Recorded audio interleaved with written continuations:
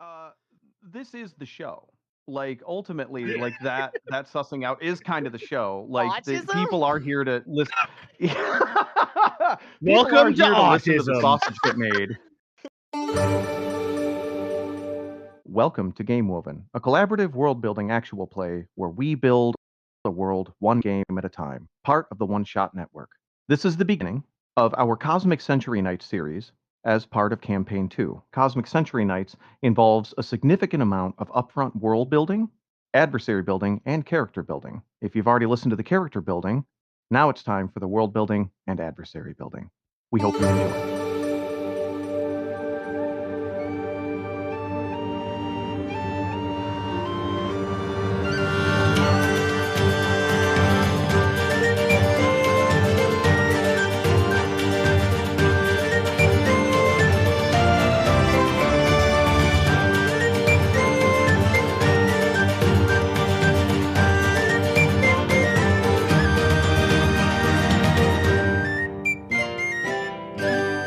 Okay. Who's brave enough to do our third prompt of the night? So I've barely been in this because things. So bring me in, coach. Give me Lex, reason to roll me focus. a one. Roll me a d20, Lex. Okay. Hold on, let me find my d20, my big old bag of dice. Let's see which one I get. They all have names. What are you, Sriracha? That's Sriracha. Oh, that's a good old 10. We got a 10. The question is, this'll go quick. I hope. No, it won't. What is the most common form of communication over long distances in this world? How easy is it to access? So the most common one is not runners, because that is like currently exclusively that's mostly the like resistance network right now. So it's not the most common one, I don't think. We made them as just cool mailmen, and then they became the heart and soul of the resistance. They stopped being mailmen forever ago. Mm-hmm. So I do think the most common is just normal ass mail. I imagine there are some groups and some people who have figured out how to do like magical telegrams. Yeah, there's some magic. Also, we did establish that the Undying Empire learned some about how the runners would work with their message delivery. So like they copied off of some of it and they learned a lot, but they still don't have the runners. They copied the homework, but they didn't get an A. Right. Yes. Yeah, they've got shitty mail. Yeah. Yeah, they were told to change just enough that they looked different, and they changed all of the wrong things. So there are dozens of ways I'm sure exist in the setting, but the most common one is probably just mail. Just courier services. Do we want to just rapid fire, not get into the logistics, throw out a few fun magical ways of long distance communication though? We have starlings, which are magical telegrams. Yes, magical telegrams with the we also have the mirror that connects the Overton Bridge The mirror to phones. the Desert Kingdoms. Mm-hmm. Yeah, we have like mirror, like it's supposed to be like mirror signals, but they just kind of reach each other, even if there's like a mountain in the way. We just kind of They just kind of work. Yeah. They just kind of to explain for the listeners. To explain for the listeners, the Overton Bridge, while it was traveling, found basically like a mirror tree, not like an actual like living tree, but like a tower with mirrors on it.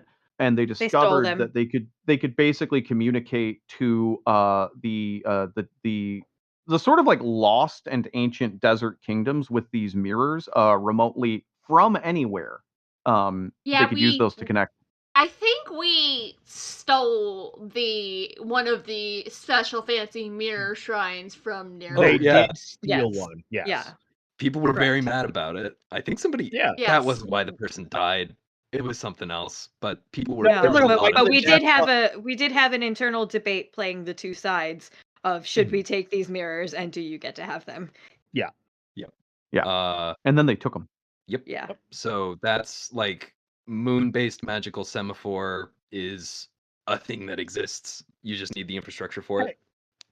Hey Zad, what does semaphore mean? Semaphore is light-based Flag communication communication, over baby. distance. Yeah, like if you see, like people will usually do it with flags or a big cape, and you stand in various poses to connote individual letters. You have to spell messages out letter by letter, like It's the Morse code for YMCA telegrams. Yes, it's the YMCA dance, except you're saying hi to your mom, who's on another boat, Yeah. several miles away. So one thing about the mirror method of communication is that's not something just everyday ordinary people use to communicate. Nope. That is something that basically the governing body of Overton uses to communicate with whoever's in charge of it for Dareburn and all the other kingdoms. Yeah, there's So like it is four. There's like four effective. governing bodies that do that to talk to each other directly. Yeah. Mhm. Not just A like- more it's not just like a- common, Not just like a phone booth. a more common version of remote communication that most people would actually have access to, it would take some doing, is Narithma shrines and Narithma places of worship can send messages via Starling. It is not terribly reliable, but they can whisper a message to a Starling, and eventually that Starling will find the person that needs to hear it and Or a will child sing it to nearby. them from the trees in the voice of a child. Hey Ben, who's Narithma? Narithma. She's the super cool Narithma was goddess. established. No, thank you. Narithma was established during the god potluck. Narithma is the goddess of. I kind of call them the goddess of the sublime. So hurricanes destroy things. Narithma makes hurricanes beautiful. Narithma painted the sky, painted the sunsets, created rainbows and those sorts of things. Narithma is capricious. Her worshippers are really into starlings and forest fires. And is it every year or is it every generation or is it every 20 years? I can't remember. As 20 years or so. The big, Every like, generation, rainbow fire, yeah. right? Yeah, every generation they do a pilgrimage to a sacred place to see the starling migration. The other thing that they do is they burn their chapels down routinely. They will destroy their chapels and rebuild them. And oftentimes they will offer to destroy and rebuild the chapels of other gods on their behalf as Because part of this destruction- massive sacrifice. Destruction is as Mhm. beautiful and important as creation. Yeah. They And are Yeah. I of the think that same. might be literally once in a blue moon. And there's certain It is- things that happen on new moons, I think. Yeah, it's pretty rare that they do these sorts of things. But that's Narithma. Narithma is a fun god and one of the few that's kind of accepted around the world because they're hard to get mad at because even though they're weird, they're basically harmless. Like if you say, "Hey, Yeah. please don't burn our chapel down," they'll be like, "Yeah, sure, we won't do that. Let's chill." And It's she's just also if a you bit of a accidentally- trickster goddess.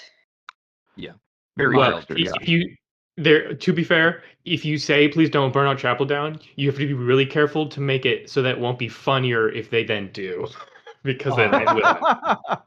Narithma followers are mostly harmless. Every now and again, there's a Some little of bit them an will issue. break certain rules and they get eclipsed. So it's like everything about them is erased and they try again and they just have this badge that says they've been eclipsed and they don't remember what they did. There's also an unspoken Yeah, I'm rule that I trying to don't think remember the anyone rules of that. remembers. But it was like wiping, like the crime for breaking the laws of Narithma was to have your memory wiped of something Yes. specific. Yeah. Yeah. And didn't we establish so we could- and someone that's- as a dude just like covered in those brands, just doesn't fucking care? He's like, I just keep Yep. forgetting Yes. everything. Do it again, dude. Yes. The 10 branded crow, I think we called him, or the 10 branded raven. Yes. It Yeah, was- I I Uh, think it it's was 9. 9 branded crow. For more information on Narithma, you can go back to the God Potluck arc. But so we've got some mail, we have magical telegrams, we have the mirror communication system in Overton, and we have starlings through the churches of Narithma are kind of the main forms of communication. And there probably is just some wizard somewhere who can cast message. I don't like. Yeah. Well, there's also like things like the boiler room witches and their Oh, right. spreading of being talking. One of the Yeah, more boy- common things we speaking do. through noise, through sound. Go ahead, Bree. I was gonna say we've got the boiler room witches who are able to leave messages that can be heard by people who their magic creates like a certain like song or vibration. So it's basically like it's essentially true name magic, but instead of a name, it is the way that your magic or your being interacts with the world around you. Because Boiler Room witches are fun. I also randomly pitched tiny pterodactyls, but no one jumped on it. Just Instead of little carrier guys. pigeons, tiny I don't remember pterodactyls. this. Is this new? Are you pitching this now? Yes. Or was this okay? It's like I don't remember this. What we definitely don't have is the Pony Express because there are Nope. no horses on Norrequis. No horses on this continent. Norrequis means No. no horses. Nor Yes. horses. No Nor horses. Let's do another prompt. Yeah, who is my next prompt person? Bree, go. Go ahead, Bree. Give me your roll. They give a roll. I got a 6. A 6. Up to this point in history, who was the greatest hero and who was the greatest villain? Oh, I feel like that so depends on who you ask. Yeah, depending on who you ask, the answer is probably the Undying Emperor. Assuming he even really exists, is definitely like a fictional villain, but the world is just like all of our people are just now starting to like become connected. So up to that point, I don't know if there would have been like a single greatest hero or a single greatest villain, but I wonder if like as Overton was traveling around and the world was starting to get connected outside the Undying Empire, they started noticing that like some of like their mythology or like folk tales or like stories of how they understand the world had very common themes. So will say, maybe there is a hero out there. I will What are we say, making our Gilgamesh?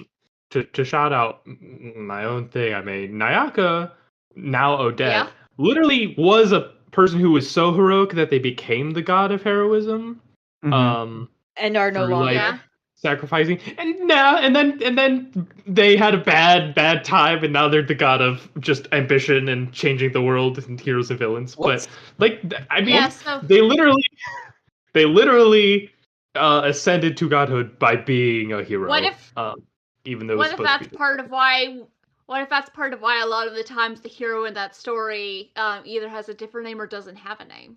It's just once upon a time there was a person who did this, and once upon a lot of that is tied and connected to Nayaka, which we still don't know exactly what you did. We'll figure that out I want eventually, to- I'm sure. I actually want to ask that question right now. What did Nayaka do to become well, Odette? so I do know that to become Odette. Become a Well, so god. Nayaka was a god. So the whole Oh. thing with Nayaka was that Nayaka was their mortal name, and during my game during the God Potluck, they were trying to be like they were very attached to their mortal like self, like their identity as like a lawful good hero of like I want to do the best for everyone and like do what I feel like is morally good. And through the course of that game was like, oh, I'm a god now. I have to like let go of this like morality and like be a part of the functioning of the world now. I'm not just Right. like Let me- some guy who makes the world better. Let me ask more precisely my question then. Yeah. What caused Nayaka's ascension into divinity? What great heroic act is the signature one? Yeah, I do know the thing that got him killed was a fight with Squid, the god of ink and paper's giant squid. Yes. But I think The fact that they kept fighting even after their beloved fell. yeah, well that was the other thing. Naka also in their mind wasn't supposed to be like Naka was actually trying to just be like the supporting character in their spouse's heroic story. But I was actually going to pivot a little bit and talk maybe about Emily, your character. If you're I like was a hoping we'd get that. fabled character of like folk hero, because I think that the thing that I like the idea of is like obviously Nayaka into Odette is like very into the heroism, but I like the idea of like your character maybe hasn't even done all the things attributed to them. It's just like they did so many like acts of heroism across the continent that now basically old stories of like heroes, the like when those names are forgotten, it just becomes attributed to you. From I Have the High Ground, that character whose name I can't remember. What Mm. I gotta character probably. Yeah, Emily, what great feat, because we were just talking about this. Tell us a little bit Yeah. more about the history of your like the hero that you hero. are reincarnated from. Yeah, because Yeah. my character for this campaign is literally the reincarnation of an old hero. And what I've Oh, decided while talking with Ben is that the thing that they are perhaps most well known for, at least the one that got them basically their name as hero, was they are the one who slayed the Tarsig. Oh yes. oh, Like wow. long, like probably while the That mountain sucks. was still an active volcano. Sorry, what's the Tarsig again? It was the serpent fossil embedded in the caldera of what is now the city of Tarsig. Gotcha. Yeah, so the entire volcano is the The mouth angry, of a vengeful skull. ghost fish thing. Mm. Yeah, I have a question. I keep going in my head. The Leviathan is big snake, and Tarsig is big fish. Is it reverse that, or are they both snakes? I keep forgetting. I think. Well, I think. it's not. They're ancient creatures. Like it's not a 1-to-1. I think Leviathan, big fish dinosaur, and Tarsig, big snake. Yeah. Okay, in my I head think it that's- was big sea serpent and big barracuda. Yeah. Well, we found out when we started.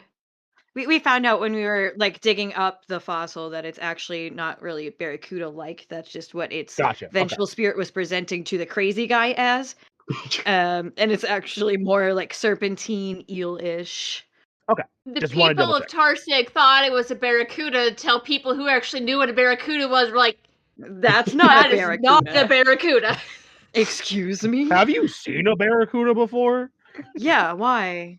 And it's just like medieval painting of barracuda, like the bad paintings of horses and cats Uh-huh. and stuff. I have a very silly thought. The word, so they don't have the people of Norequis do not have a word. Do not call them barracudas. They call them tarsigs. The tarsig is not that creature. The tarsig is something else. But because they fucked it up, anytime you see what we would call a barracuda, that's a tarsig. The actual tarsig is more like a snake. Or an eel, maybe. Iconic. Good. Yeah. It's giving a Or- moray. That's some... Because we have the Leviathan that is underwater and it's this giant skeleton, but the Tarsig is a head coming up out of ground. Could it also maybe have been like some sort of burrowing creature that was slain as it was coming up out of the ground? Like a land I- snake, kind of. Yeah, could I'm be. personally leaning a little towards like the fire of the volcano kind of thing. Like it's somehow connected to that because we have the Leviathan that's in the water.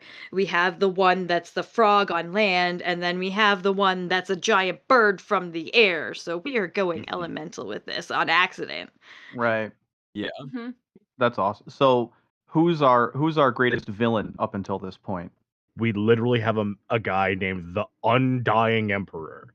But would he? I mean, the Undying Emperor is Yeah, but like itself. there are plenty of people who don't view that as like a villain, right? Like there are plenty of people who buy into that idea, right? No, I'm being Jedi so are serious evil. with you right now. Our I biggest think the villain to point date of- is complacency. You are correct. Other people haven't perceived. There are people who don't perceive the Emperor as the biggest evil. Right. And so like Yeah. I think that like this is, I mean, correct me if I'm wrong, but the point of this I think is like who is notoriously like the greatest Uh-huh. villain. Like when you go Right. like this is effectively being like who's the world's Satan? Like who is Yeah, like the yeah. guy that's like when you say that name that's the bad guy. And if you don't have one, Hmm. then just be like, cool, his name is Jonathan and that's him now. Like that's fine. You kids better behave. You kids better behave, or else you'll be gotten by Jimmy No Toes. Not Or go what the to fuck Jimmy ever. Toes, he'll steal your toes. I have an answer for this that is not the Undying Emperor. It's Mhm. me, The I'm first of- villain. The first of 10. Oh yeah. Yeah. The First first gen of does 10. suck. That Is- is That is quite the villainous person, right Might there. actually be more evil than the Emperor in some ways. Would it be the first of 10, or did the first of 10 kind of like, because they had to have learned the magic that they know from someone. So there was a figure in history Yes, that they the would like first to of know who the 10 first of 10 is. That's correct. Someone Yep. who is master true name magic and is able to use true name magic to control people and also switch people's true names. So you just switch people around, and that's how the first of 10 is also unkillable. So, yeah, the first of 10 obtained immortality, but basically going, hey, I'm changing your name to my name, so I'm you now. Crazy word. Yeah. Yes, it's Good for them. it's absolutely terrifying. Hero, honestly. Yeah. What I will say, Not if you meet them. what I will say is, I think the first of 10 is a great villain, but I'm almost gonna harken back to Megamind. He's not a great super villain because first of 10's whole vibe is that you don't like know Yeah. that Yeah, they are what Bane was bad. saying was they're not notorious. Exactly. So Yeah. I do think I am so proud of the awful war criminal I made. But He is very bad. they are a schemer. They're not a villain. They are a He's the villain in most- that they are bad. He is the most evil person, perhaps. they're a villain in the corrupt politician sense. Go ahead. The greatest villain is the one who awoke the Tarsig. The one who awoke it, the one who is the reason that it came up, maybe awoke or created the Leviathans. But if we're looking at sort of like the history of the world and who's known as it, if our greatest hero is the one connected to the person who slayed the Tarsig and potentially was also credited with slaying all of the other Leviathans and is the reason they are dead, what if the greatest villain is the person who supposedly awoke the Leviathan? Well, who Or would angered the that be then? Leviathans? Because this is untrod 'cause that- territory. That Jimmy predates No the Undying Toes. Empire. Shouts out to I- Jimmy No No Toes. Toes. I honestly, I think He I would. steals your toes. I would like so one thing first of all, I think it's actually good to recognize that when we're talking about most of these pumps, we're really talking about Norequis for the most part. Mhm. Because this is where our camera is. It is technically just one continent. So I honestly want to push. Maybe we stick with the Undying Emperor. Like they may not actually be a like actual single being, or maybe never were. But I think as far as like what this story sees as the greatest villain, like the person who will have galvanized the most people to like fight back, and who has like, if they are a single entity, who has like enacted the most evil in this world, I think we can say that is the Undying Emperor for this moment At the in very history, least, in this as story. of like last Wednesday, everyone went, "Wait a minute," and This that's guy kind of what we've been. sucks. I do sucks. I do also I kind of like the idea of the person who brought the wrath of the Leviathans, or at least as the story goes, to Norequis, and their name was struck from history. They do not deserve to be remembered. That is a thing that happens. As the Undying Empire is prone to do, they erase the name from history, which they do a lot. Yeah, Like they do we that a started lot. just not naming it, and then at some point I was like, they just don't like names for some reason. They fucking hate names. Names have If this power. this name was erased before the Undying Empire, I think this name has been erased, at least per the stories. After the Tarsig was slain, that name was stricken. I mean, did they strike it themselves? Like, did they? Because like that's the thing, right? Is this is like a thing about like my own homebrew setting, but one of the things that has always been true for like a very quintessential bad guy TM is that he is like this god of like secrecy and whatever, and that it's like and like this organization, this cult that follows him is unnamed. I mean, it has a name that they do refer to each other like as, but it's so difficult to come across because if you don't know what the name is of something, it's really hard to figure out like what it is and what it's doing and why. So like especially if it's a villain that's like, oh yeah, we have struck their name from history because that's a thing that people shouldn't no, because like we should forget that they existed. It's like, yeah, that's exactly what a villain wants, is for you to forget that they exist so they can keep doing the thing that they want. I y'all are gonna get so mad at me. Okay. It is convenient that this occurs in Tarsig, where we establish true name magic, because this is the first time that a name was actually stricken from like the universe, and it was done with good intent to strike the legacy of a villain, but it unfortunately led to some really, really bad consequences. Sure did, because then we got to, yeah. I like that because also we do have one other instance of someone like striking out or forsaking their own name. In Godkiller, after Wilo killed the person who was supposed to become the next like big priest, and then went and beat their god to death with a rock. The person who was supposed to be guarding the chosen one left and forsook his name because he failed, and then watched his god die. So we've seen it happen before with Kafasa. We love forsaken names around here. Yes. We do forsook a name or two. Yeah. Let's get another So he's just Forsaken known as name the to throw the Forsaken. die. I don't the think- first villain is- Forsaken. The villain, the first don't- Forsaken. I like that. So I am famously against too many the titles. I don't think this person gets referred to. Like No. You their can't do it. name Yeah, was true. stricken. They don't get Um, referred to, they don't get acknowledged. That part of a story is left out, but it's one of those like everyone knows that's part of the story. No one realizes the they one don't detail. say a name. Like it's that. Right. No, No one one realizes- realizes they're not saying the name.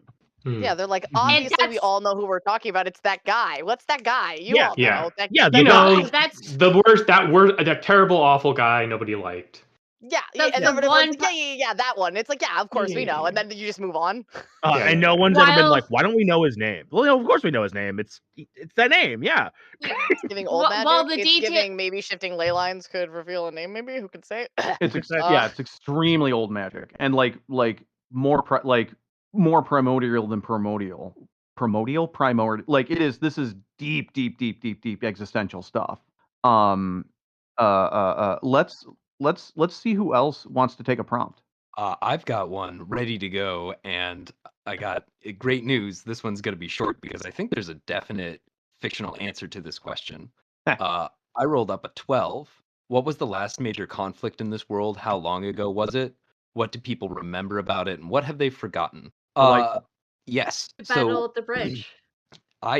it's well, there wasn't even a bridge there at that point. The last major, what we'll say is the last like major conflict, aside from like brushfire wars of conquest with the Empire expanding out, was the last battle of Blood River Bend 1,000 years ago. Over 1,000 like, it's- years ago.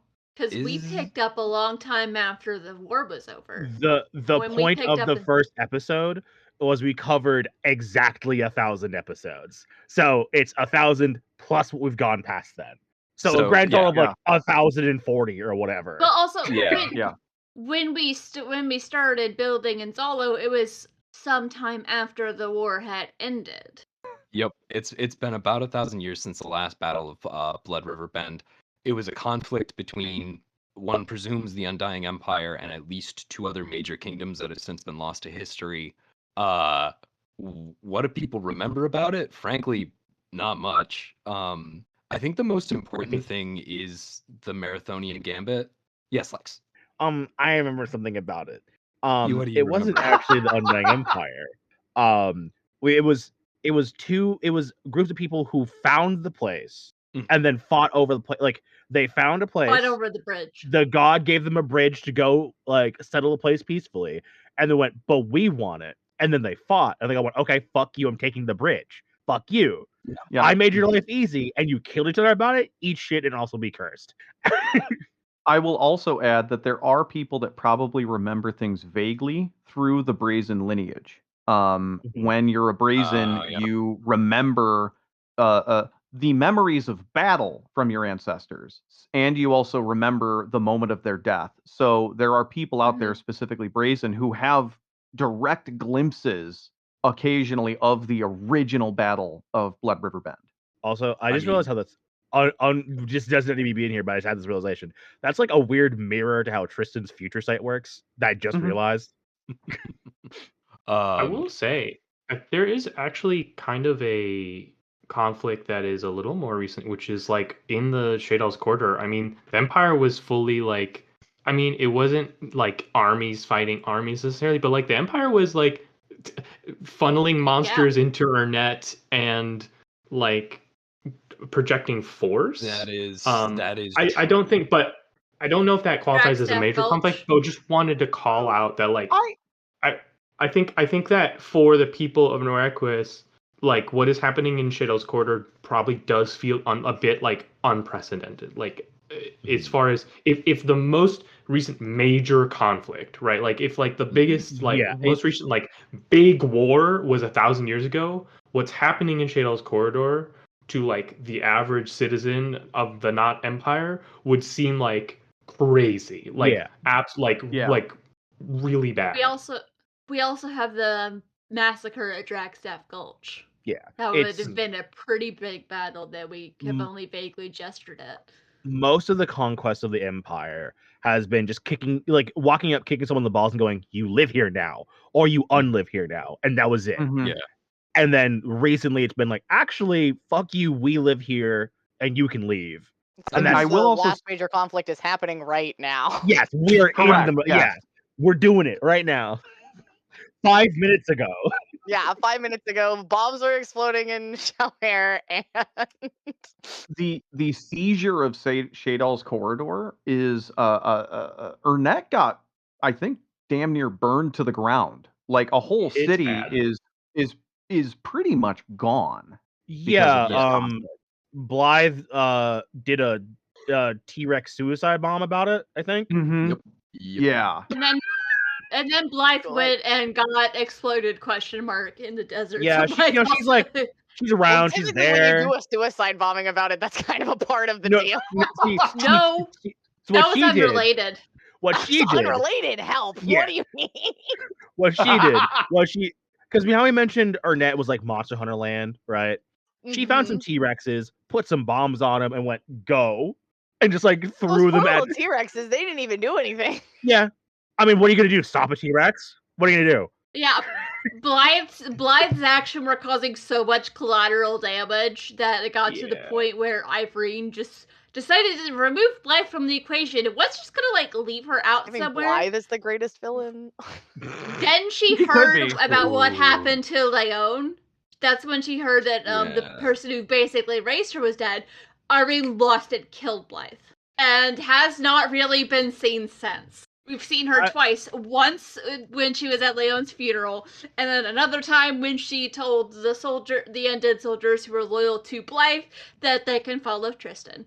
You know, I'm noticing that now that you've mentioned Blythe as the worst villain, 2 of 4 of the villains you mentioned were people I wrote. I'm just seeing the pattern here. You write really good villains.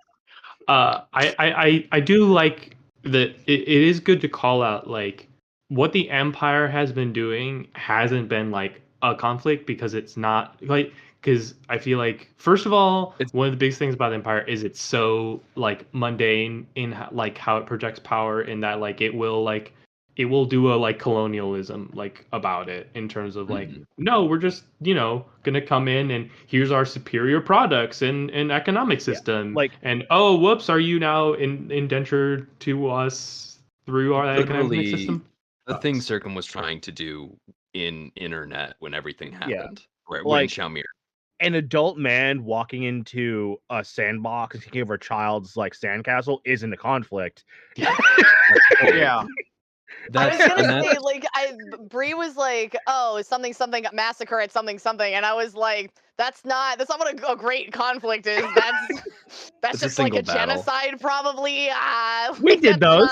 We've done some of those. Yeah, we've had some of those. Conflicts imply that there is another force that can push up against the other one. Like that's. To get back to that like last battle of Blood River Bend, so that River Valley had been in conflict for 100 years even before the last battle, and I think the thing that I want to state as that battle itself being noteworthy is that's the last time that it was a multilateral conflict in this part of the continent that we're looking at. I think personally that it's interesting that like one of the combatants was a much smaller version of the Undying Empire because its borders have expanded a lot since then for many reasons. But that was like the last time that a couple of different kingdoms had a major long-running conflict that lasted and was like of note for the continent as a whole. Everything else has been bullying, I guess, with the exception of the Desert Kingdoms taking lands off of House Dunes, but that's like also probably bullying. So I guess More guerrilla war. Yeah, Yeah, guerrilla so war one is thing another I think thing, and like the resistance in Shadal is escalating to that point, but like it's not quite there yet, and it is of note. So maybe one pitch that I could have here is that because again, the Empire has like done away with a lot of history, that I think what might be interesting is the Battle of Blood River Bend could very well be like that like nascent empire getting beaten back for the first time. But then the problem was that like factions that joined together to do that then turned on each other with the whole bridge Ooh, that's good. thing of like Mhm. oh yeah, we did it, we like beat the people who were trying to be an empire about it. And then Hey, immediately I started want that fighting bridge. over the No, bridge. I want that bridge. Okay, I love that. So it was like multilateral, like a coalition conflict pushing back the borders of the Undying Empire, and then the former allies, like that's when DeGale drops the bridge, Mhm. and then it's the former allies fighting each other over it. Gotcha. And Yeah, but like that- the idea that the empire was pushed back already like 1,000 years ago, I think the empire has done really a lot of work erasing that, right? Like Yes. that idea. So because I mean, also Well, we and they can't were have already an undying empire run by vampires that's not at least 1,000 years old, right? yeah, Right. and they were back in Zalo again 100 years later. So congratulations. I mean, that's because everyone was super Um, cursed and afraid to indulge in any vaguely negative feelings because of the curse. That's I also like Kinda. that battle for the last major conflict because of just the implications and how far that ripple effect is going to keep spreading and spreading and spreading. To answer these two questions, what do people remember about it? It was so bad that the valley's cursed and a miserable place to live. What have you forgotten? The people who were fighting. Those like nations gone. The doesn't have like vague memories of iconography, the odd name, but there's no remaining vestiges of the cultures or the people who fought that battle. It only is the people who died there. The only reminder of what used to be. I think the only remaining thing that we had was that tomb that we fucked up with skeletons. You had said that was a brazen general, but it doesn't have to be. There's also the implication that there might have been more tombs and more gravekeepers for the Mhm. tradition of gravekeepers, and now the last gravekeeper is a dragon. Yeah, there's probably like a handful of those tombs with skeletons unopened. Probably. Mhm. Like, let's be real. There's probably a Maybe. handful of those. And those Yeah. are probably like the last vestiges of any history.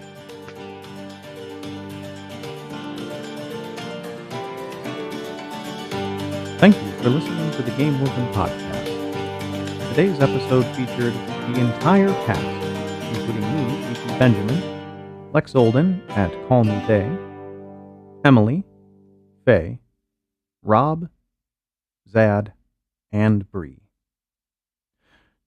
For more of Game Woven, you can find us on Blue Sky at Game Woven. And if you would like to support us on Patreon, you can find us at patreon.com/GameWoven. Thank you.